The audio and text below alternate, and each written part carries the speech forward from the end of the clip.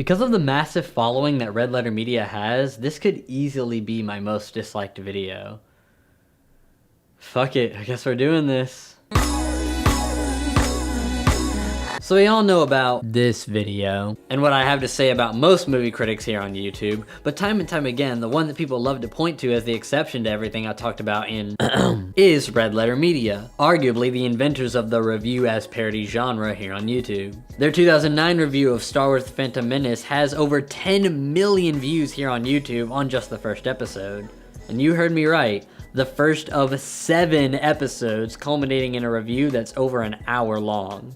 I honestly don't think I could talk about Star Wars that long if I tried. These reviews would later become known as the Plinkett Reviews on account of the fact that the character reviewing the films is a satirical neckbeard stereotype named Mr. Plinkett, and they would pretty much become the guide for most future satirical movie review channels. Your Movie Sucks, I Hate Everything, and Ralph the Movie Maker have all taken at least some level of inspiration from these Plinkett Reviews. So with that being said, why is it that everyone keeps pointing to these guys as the exception to everything that I personally don't like about these guys? Well, apart from being the pioneers of the genre, Red Letter Media is made up of actual filmmakers. People that have actually put in the time and effort required to make a movie and are talking about movies with that knowledge. Because of this, a lot of people claim that I could never make a video on them because they're the ones that have actually done the work that I criticize other channels for not doing or not being that familiar with. To which I say, bet.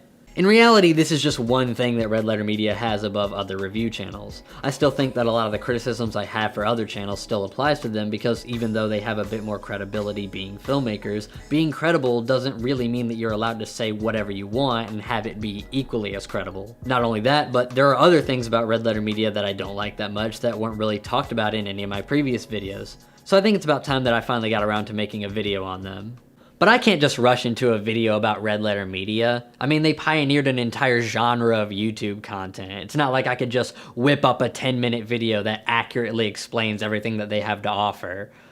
No, if I'm gonna do this, then I gotta do it right. And the only way to do it right is to start at the very beginning.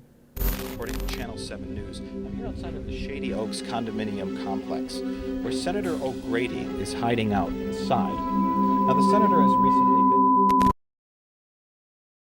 Red Letter Media was originally founded in 2004 by indie filmmakers Mike Stacklaza and Jay Bauman, both of whom had just left their respective production companies to start this new one. One of their earliest projects that you can still find online is their 2003 feature film, Gorilla Interrupted, a quirky indie film about an alien invasion using B-movie style digital effects, a good way of working around budgetary limitations, which I'm sure was an issue at this point in their careers. In the early days, Red Letter Media didn't have much of an online presence because YouTube didn't exist yet, so they relied mostly on their own website as well as some small recognition from traditional media, like a clip from their feature film Orange's Revenge of the Eggplant being featured on the CW show Online Nation, which, if you don't know, was a TV show hosted by Rhett and Link long before Good Mythical Morning that was cancelled after just 4 episodes. It's now nothing more than just a source of comedic self-deprecation whenever discussed by the two, as they kinda see it as the low point in their careers. In fact, Red Letter Media's clip premiered on the show the exact same day of its cancellation.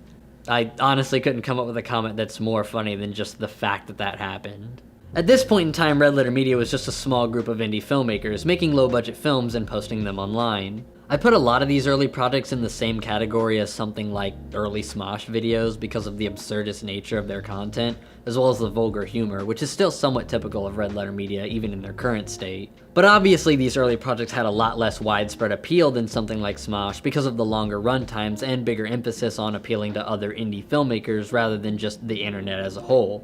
Of course, this isn't true for everything that they were doing around this time. Series like Produce Aisle, which was done using the same fruit and vegetable puppeteering as Revenge of the Eggplant, have what I can only describe as a very early internet style of humor, back when people still viewed the internet as a means of telling jokes that you couldn't always get away with on TV. Ricky!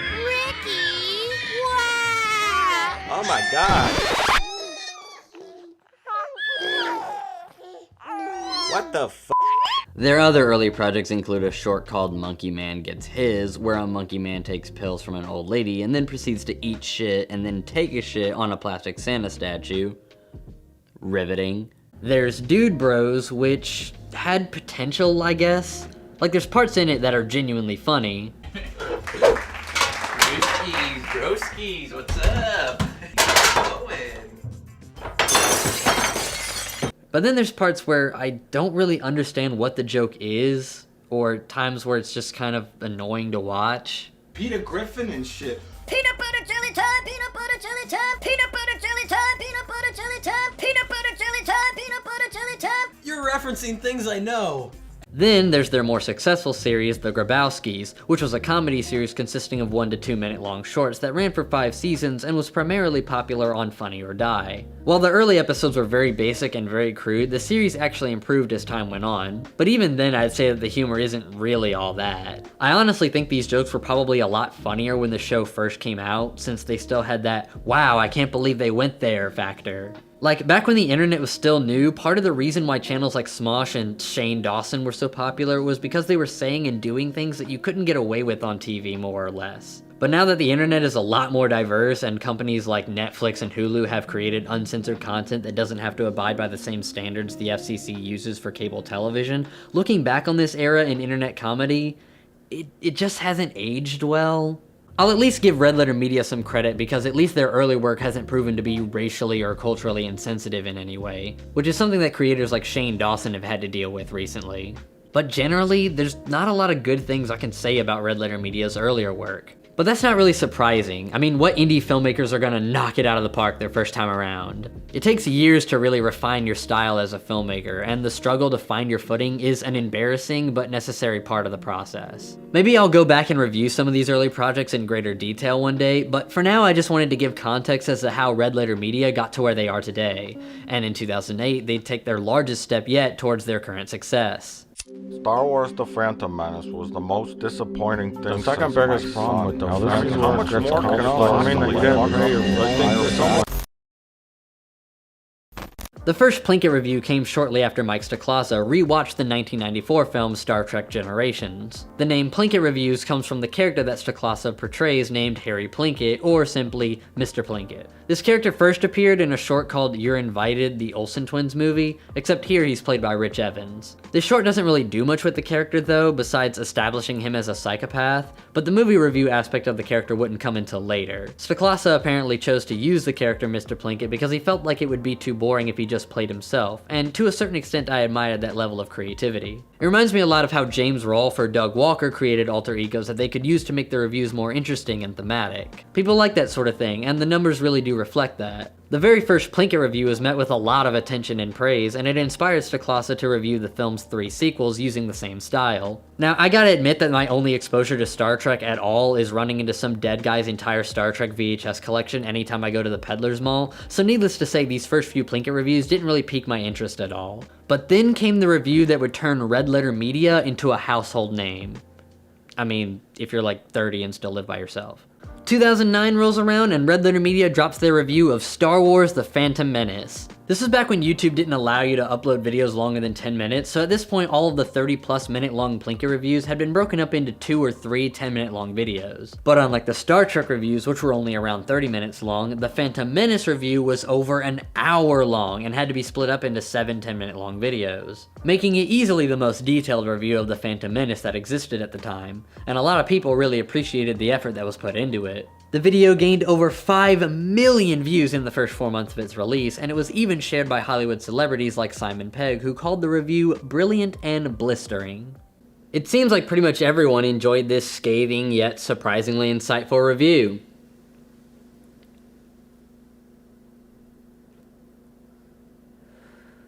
So, where does my stupid, negative, and completely irrelevant opinion come in?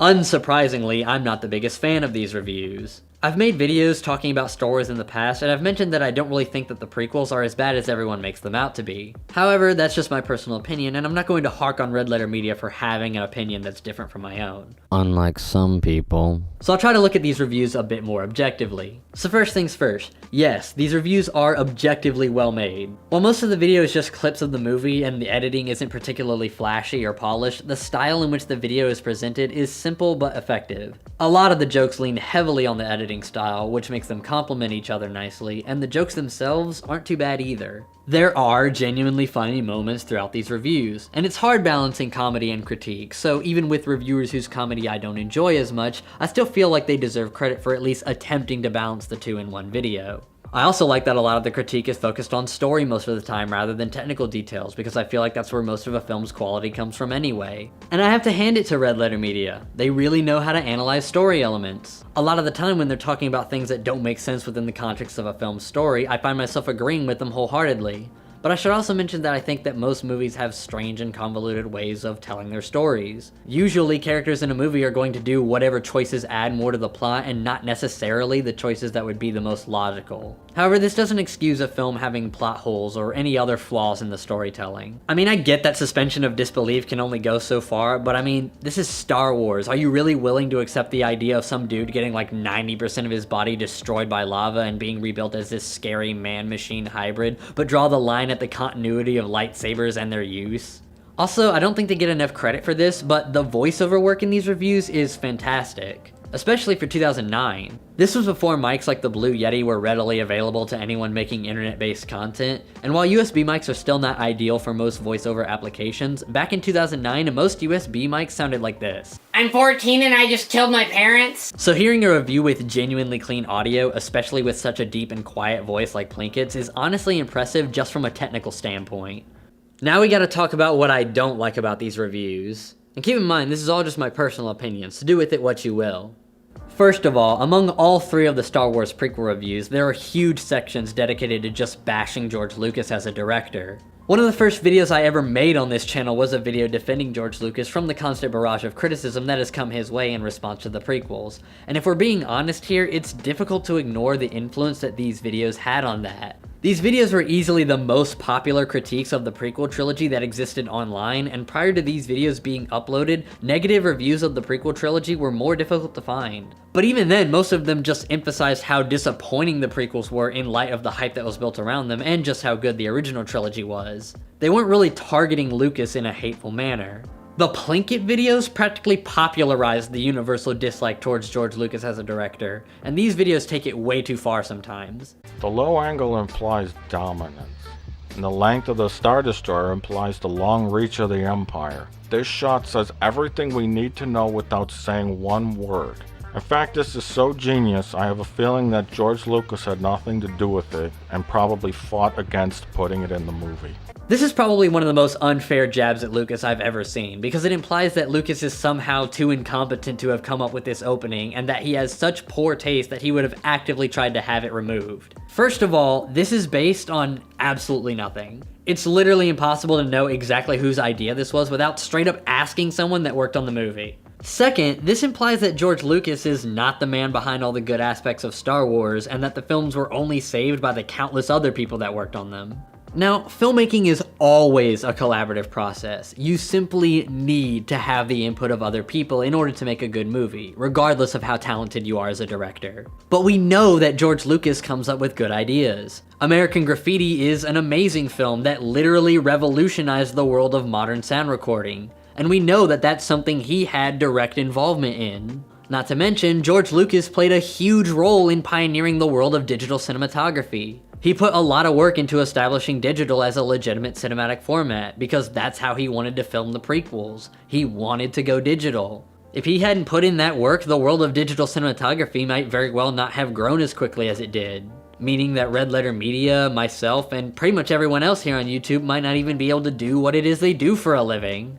George Lucas is a smart guy. Put some respect on his name.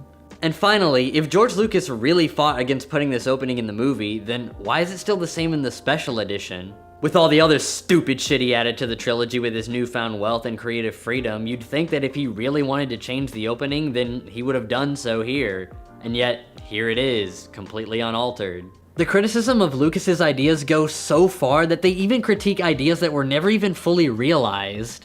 Then when you hear tales about how Luke was supposed to be a 65-year-old man with a robot head, Han Solo was supposed to be like a frog, and C-3PO was like a slimy used car salesman type, C-3PO might sound like a used car salesman. you have to just wonder, what if?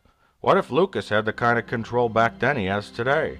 This criticism is pretty unfair considering we don't know what a different version of Star Wars would have been like. Of course it sounds stupid, but that's only because the final version of Star Wars is already established as a cultural icon. So no shit, it's difficult to imagine a Star Wars where Han Solo isn't played by Harrison Ford. But this version of Star Wars could have been good. We'll never know though, because this is what Lucas made instead.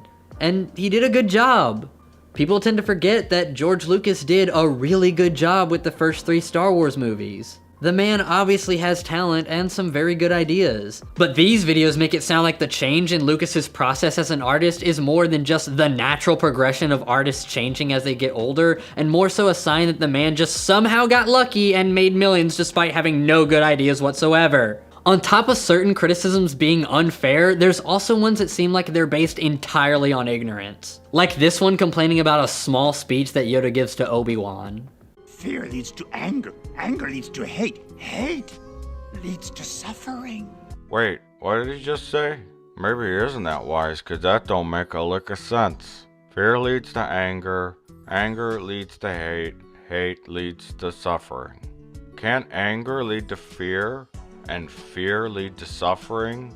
And then suffering lead to hate? You see, when you have 3 totally interchangeable emotional states, they can't really be arranged in a certain pattern of logic.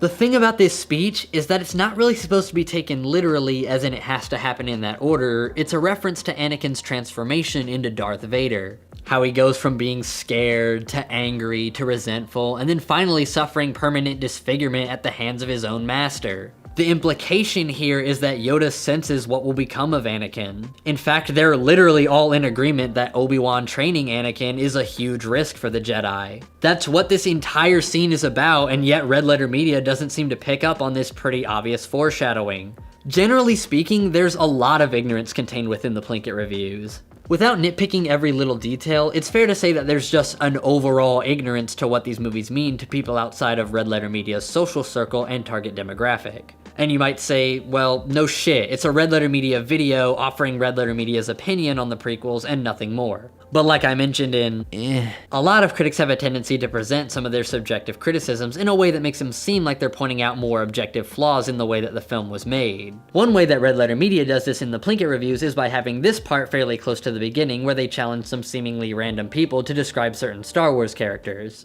So you may like the characters, you know, if you're stupid. But let's ask some real people about the Star Wars characters and see what they say. I posed this simple challenge to them. Describe the following Star Wars character without saying what they looked like, what kind of costume they wore, or what their profession or role in the movie was. Describe this character to your friends like they ain't never seen Star Wars. I'm guessing the point here was to show how forgettable the characters in the prequels are to the general public, but here's the thing. Pretty much all of these people are part of Red Letter Media, or at the very least within their social circle. And the Plinkett Reviews have significantly more views than a lot of Red Letter Media's other content. So I'm betting that a lot of the people watching these reviews don't even pick up on that, since this is likely their first and only introduction to Red Letter Media. So they might be under the impression that these are all just people selected at random rather than a close group of friends that all just so happen to not like the prequels that much. This makes people more likely to agree with what Red Letter Media is saying by painting the people that don't as the minority. And it's a bit dishonest because all it shows is that Red Letter Media and its target audience don't enjoy the characters from the prequels. But if you were to ask someone like me who's significantly younger and more attractive than Red Letter Media, then you might get a different answer. Now, my first exposure to Star Wars was the prequels and the Clone Wars TV show, so my feelings for these characters might very well be drastically different from theirs, and the same might apply to other people in my age range. And I think it's important to, at the very least, mention that the nature of how memorable these characters are is completely subjective. But instead, Red Letter Media would rather just paint these people as dumbasses that just don't understand Star Wars. If you're someone who's under the age of like 20, who says his least favorite film in the series is The Empire Strikes Back because it was the most boringest one, then I suggest you shut this review off right now before I carefully explain how much of a fucking idiot you are. Now, to be fair, I understand that these are jokes, and Red Letter Media has a pretty good sense of humor that I think makes the Plinkett Reviews what they are. Without it, these reviews most likely would not have found the audience that they did. But it is sometimes hard to tell where the joke's end and the commentary begins. Like, is the constant bashing of Lucas a joke, or does Red Letter Media actually think that he's an incompetent director? Your guess is as good as mine. So while I'm not saying that the reviews need to be stripped of all of their humor, I think that the jokes that work best for the Plinkett Reviews are the ones that are more self-deprecating rather than the constant bashing. I could go on to talk about all the other Plinkett Reviews that came later, but almost all of them are 30 minutes at the least, and more or less have the same problems that were present in the older ones, so I don't see the point in going into any more detail. Now, I already know that people are going to comment about how I'm being unfair to Red Letter Media by criticizing content that came out over a decade ago, so how about we freshen things up a bit and take a look at what Red Letter Media's current content is like. I could end this review here, but I'm really just getting started. YouTube has changed a lot since 2009, and so too is the type of content that YouTube likes to promote. These days, YouTube favors channels that upload more frequently, and ad revenue is based on watch time rather than just the number of views that a video has. Now, the Plinkett Reviews don't really have an issue with watch time. I mean, a lot of them are well over an hour long. But the thing about them is that it would be pretty much impossible to upload a new Plinkett Review every month or so. I mean, these things are fully scripted reviews that are the length of some actual movies. Could you imagine trying to write a 90-page screenplay every month? Red Letter Media needed something other than the Plinkett Reviews to keep the channel going. So, in 2011, they created Half in the Bag, a different review show where Mike and Jay review movies in an unscripted format that's similar to a podcast review show. There is somewhat of a plot to Half in the Bag, since Mike and Jay are supposed to be playing VCR repair guys, and there's a few times where a script is introduced to set up certain gags or running jokes. Rich Evans even appears as Mr. Plinkett, but the core of the show is just Mike and Jay sitting down and talking about movies. Mike has described the show as a cross between Siskel and Ebert and an 80s sitcom. It's a pretty well done review show. They took the time to build multiple sets for the show, and there's decent use of various camera angles and even some practical and VFX. The first few episodes were fairly short, but as the series progressed, episodes got longer and longer, most likely to keep up with YouTube's switch to watch time based monetization. Although I think the longer format ultimately works to the show's disadvantage, because I feel like it encourages people to watch the show more like a podcast, as in only listen to the audio while they're doing something else, which means they're not seeing or appreciating all of the multiple camera angles or other techniques that make this show a step above your typical review show. And I gotta admit that this isn't your typical review show. Red Letter Media really put their filmmaking knowledge to use here on YouTube. It's too bad I don't care about their opinions on movies. Look, I'm sorry, but I just don't really like review shows that much. I'm sure that if you're a Red Letter Media fan, then you're obviously gonna like this show a lot more, but as someone that doesn't really value the opinions of Red Letter Media, the only aspects of this show that appeal to me are the production aspects. I can't even really say I like the humor in the show since a lot of it is similar to the Plinkett Reviews, i.e. bashing certain directors, actors, and oftentimes just the film industry as a whole. But this time without a lot of the self-deprecating humor that made the Plinkett Reviews a bit more tolerable. It almost feels like the Plinkett Reviews and Half in the Bag don't even really have the same audience, because I imagine that if you really like the Plinkett Reviews, you would probably want more scripted content that was in the same vein as the Plinkett Reviews, not just a review show made by the same people with an entirely different look and feel. Since then, Red Letter Media has made 2 other review shows, Best of the Worst, where various members of Red Letter Media review anything from B-movies to exercise videos to instructional VHS tapes, and Review, which is basically Half in the Bag, except the cast members change and there aren't any more skits or plot devices. This is probably the show that I enjoy the least. Best of the Worst at least has an interesting format where it often cuts between a recording of their first time watching the movie and them shitting all over it later. And they even sometimes spice it up with the Wheel of the Worst, a literal game show style wheel that they spin to decide what movies they're gonna watch. There's also Plinketto, which is more or less the same thing, but with a Galton board. Review, on the other hand, doesn't really have much going for it, and if any of their shows should have been podcast format, I'd say it should be this one, because honestly I don't see the point in putting this much production effort into a show this simple and similar to all the other shows on the channel. In fact, all of these shows are pretty similar to each other. Each of these shows are more or less just different members of Red Letter Media talking about movies in a mostly unscripted format. Occasionally there will be a celebrity guest star, but for the most part, it's just Red Letter Media. And while that's fine if you like that sort of thing, if you don't, there really isn't much for you on the channel. It's not like there's a lot of variety between these shows, or even on the channel as a whole.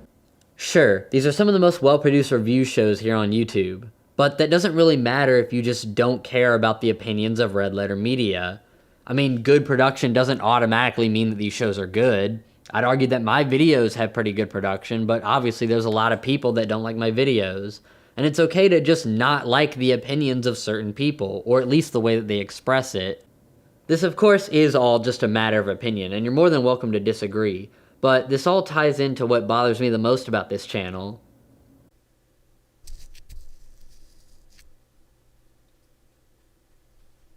In all honesty, a lot of what I've said so far has little to do with why I don't like Red Letter Media that much. Their early videos, although they can sometimes be corny and lame, don't represent the channel in its current state, and it's expected that the content that they made in their early days would be vastly inferior to the content they made later when they were more experienced. The Plinkett Reviews, although they arguably represent the channel's current state more accurately, are for the most part satirical and not really meant to be taken completely seriously. Also, even though Red Letter Media clearly capitalized on the popularity of the Plinkett Reviews, I highly doubt that they were aware that these reviews would cause millions to start hating George Lucas. If they had known, maybe they wouldn't have bashed him so much. Who knows? Their other review shows at least contain less of this relentless bashing, but at the same time are so much less interesting to watch because of just how unfocused they can be at times, and your enjoyment of the show is solely reliant on you liking Red Letter Media and the way that they review movies, which I just don't. All of this just makes me feel like Red Letter Media had a lot of potential that was wasted, and that's what truly bothers me about their channel. While their older content might be cringy to look at nowadays, at least there was variety. Each project felt unique, and they didn't rely on me agreeing with the opinions of Red Letter Media. They felt like honest-to-God indie filmmakers back then. Now, the indie filmmaking aspect of their channel is pretty much gone. Instead of each video feeling like its own project, everything just blends together now, and it sorta just feels like content. This is actually something that goes way beyond Red Letter Media, and it's actually why I don't really watch YouTube that much anymore. YouTube's algorithm actively discourages people from making more labor-intensive projects, and instead encourages people to make streamlined content that can be pumped out on a regular basis. Some of my favorite things to watch here on YouTube are comedy shorts, indie films, animated shorts, etc. But these types of videos are being overshadowed by videos that are much easier to put out regularly, like unscripted movie reviews, vlogs, commentary videos, gaming videos, and in general, just content. Stuff that's endlessly repeatable. Why put out one short film every couple of months when you can just pick a single format that works and keep filming in that exact same format until it stops working? Say what you want about the early days of YouTube sketch comedy, at least there was diversity between videos. It wasn't always person talks at camera. I feel like Red Letter Media missed their opportunity to do something different. With their massive following, they could have introduced hundreds of thousands of movie review fans to the world of indie filmmaking by making their reviews more centered around how these films are made rather than just how they feel about them. They could have diversified their channel by continuing to make indie films as well as their reviews instead of focusing all of their efforts into 3 review shows that are virtually identical. They could have used their celebrity guest stars to make something way more cinematic, like what James Rolfe did when he got Macaulay Culkin to guest star on AVGN. You go to the store and you see your face on a cartridge and go like, I'm going to play with myself all day long. Every kid deserves a video game based on themselves, am I right? But no, they shat on me. They shat on my legacy. But instead, when Red Letter Media had Macaulay Culkin on their show, it's literally just him. What kind of filmmakers get their hands on a professional Hollywood actor and don't even have him do any acting whatsoever? I feel like Red Letter Media could have been so much more. Hell, if they'd have played their cards right with all the celebrity attention they've gotten over the years, they could have even worked their way into the actual film industry. Which is what I'm sure they all originally wanted to do in the first place, but instead settled for this microwaved YouTube Insta fame the minute they realized the potential of the Plinkett Reviews. Now, maybe I'm wrong. Maybe Red Letter Media hasn't settled into the YouTube market yet, and they have a very detailed business plan going forward. One of the main reasons why I never want to be popular here on YouTube is because YouTube is not sustainable. YouTube has changed the nature of their monetization time and time again, and YouTubers that used to make bank off of their videos now might not even be able to monetize their videos at all, and now have to rely on sponsorships. Eventually, YouTube will no longer be profitable for anybody, or at least will only be profitable enough for the top 10% or so to realistically live off of their ad revenue.